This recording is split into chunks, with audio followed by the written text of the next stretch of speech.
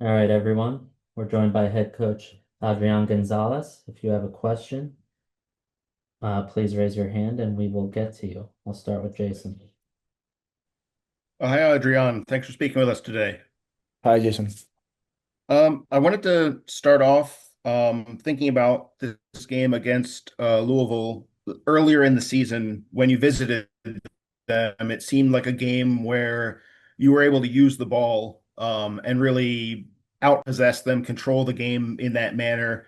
But they've changed quite a bit since then. I was wondering what you've seen out of them in terms of their evolution from, I think it was in April to today. Well, I think they are competing really good and also a team who is very vertical, a team who doesn't need maybe long possessions. They can break lines easy. They can counterattack. They are pretty dangerous, obviously, especially through the right with Sears. So you need to know how to be doing a good rest defense when you are attacking.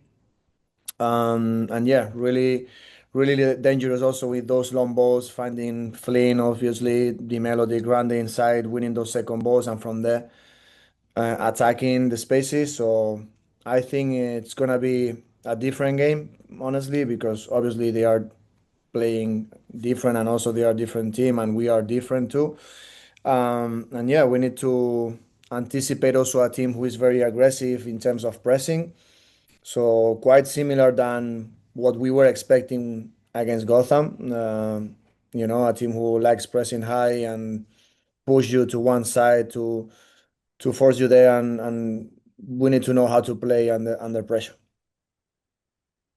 I do want to go through the customary availability question. Last week, I think outside of the long-term absentees, I think Casey was the only question mark.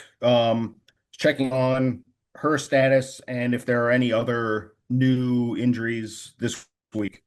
No, we need to talk about that later, and also we need to wait until tomorrow. But all good. Appreciate it. I'll pass the mic. We'll go to Luis. Buenas tardes, Luis Rodríguez de la línea por acá. Hablaste un momento del juego de Gotham. Quiero ir allá un momento porque el juego se básicamente transcurrió la mitad del partido con una jugadora menos.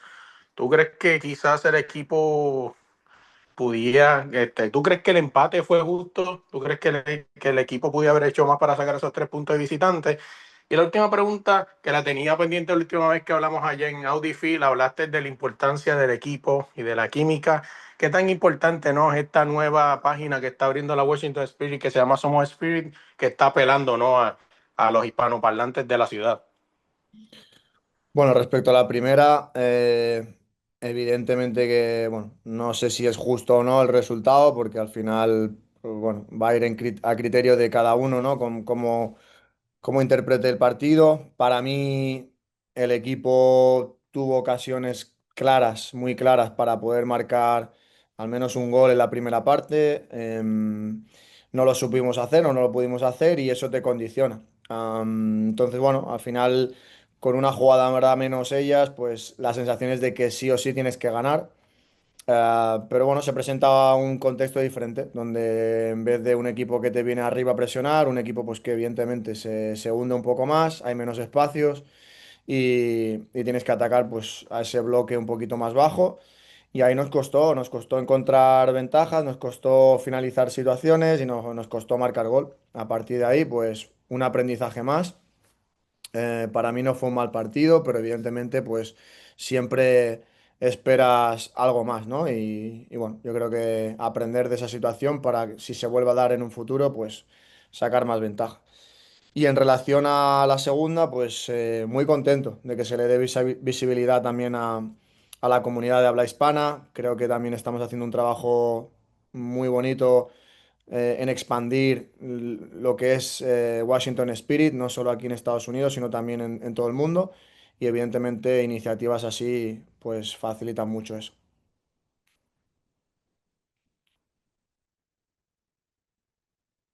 Go to Liam. Hi, Coach. Having been on the job full time for about a month now, as the top coach of the team, what's the biggest lesson that you've taken away from the past month?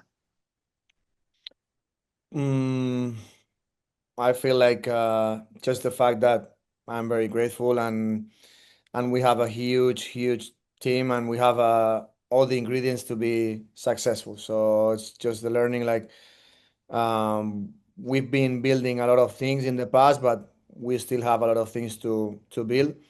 And yeah, trying to manage a lot of people, try to help players, to develop personally and professionally, having a good connection also with the staff, and try to also increase the availability. So that's for me the best learnings. And you've been in DC for almost 2 years now. What's unique about coaching in Washington, DC compared to maybe your other stops in your career? I feel the connection that we have with our fans, the community. We are building something unique. If you want to feel something different, just go to Audi Field one game and you will feel that.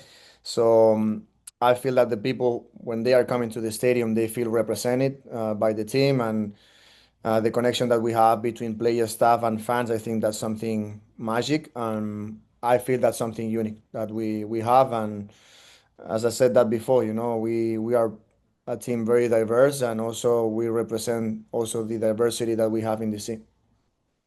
And are there any other coaches in the region, whether, it's other coaches on the Spirit staff or maybe at DC United, anyone else who you've kind of leaned on throughout this transition?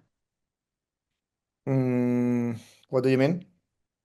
I like any other coaches who you've gone to for advice as you've taken on this role. Oh, not in DC United, but obviously with my coaching staff, I'm always asking for any advice. So we have a lot of people here who have been, working at the organization for a while. So I'm pretty open-minded, and I like also hearing from people, even from players, things that we can improve. And I'm always learning. I'm the type of person who likes learning from every situation, every person. So yeah, Thank you. thank you. We'll go to Marissa. Hi, Adrian. Thanks for speaking with us today. Hi. I just wanted to ask you, obviously Trinity has been back for a couple games now and training with the team as well. How do you feel that she's been really handling being back with the team full time now and being playing limited minutes?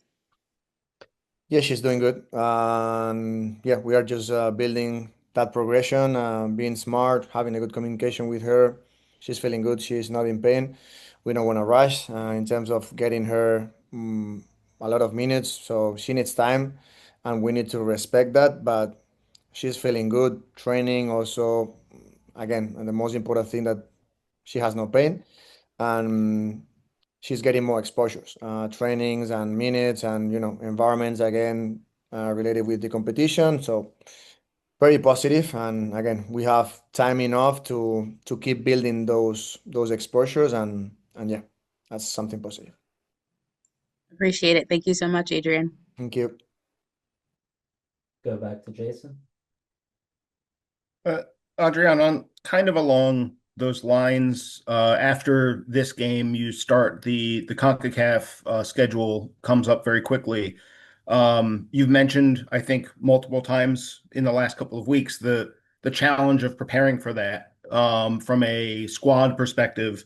I'm wondering, as that gets closer, do you have a little more clarity on how you're going to tackle that, given that at least in this league, the number of midweek games have been cut back over the last few years?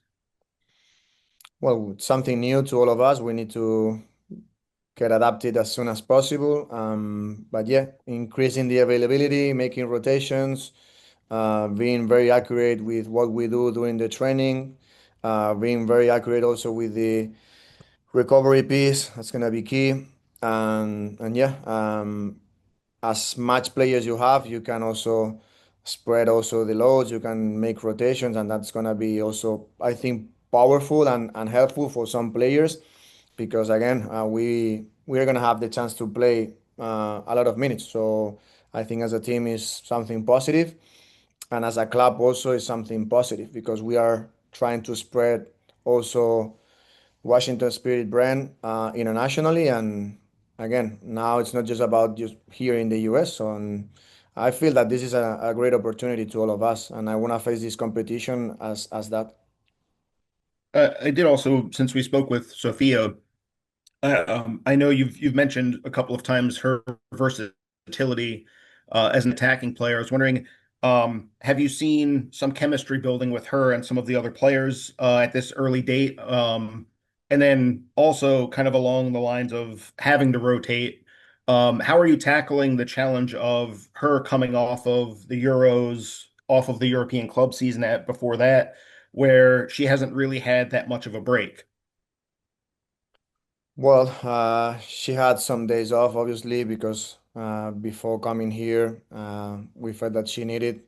And then just trying to be smart with her adaptation. We're not gonna push her, but she feels good physically, and now she just needs some time to get those exposures, also learning and competing in this league is something different than Europe, different pace, different opponents, and we are trying to optimize also her interaction with players, with video training. So she's very open-minded, and she is gonna learn quick. So yeah, it's something positive, and it's a type of player that I'm sure that she's gonna pick up the things pretty quick. Appreciate it, Adrian. Thank you. Thank you.